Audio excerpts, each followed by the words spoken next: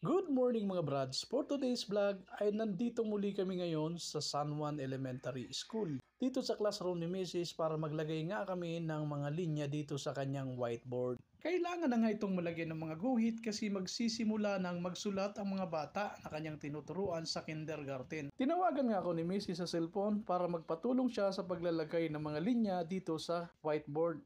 Nilagyan niya muna ito ng mga marking sa tigdulo para siguradong pantay ang paglalagay natin ng mga linya dito sa whiteboard. May dalawang kulay pala ito mga brads, isang kulay blue at isang kulay pula. Napakadali lang naman itong ikabit kasi sticker lang naman ito. Kailangan lang talaga dalawa kayong magkatulong na maglalagay nito para mas mapabilis at diretso ang guhit. Medyo may kalakihan lang kasi ang whiteboard na ito kaya medyo natagal lang kami sa paglalagay ng mga guhit dito. Pero yun sa wakas natapos na rin at napakaganda talaga ng resulta oh.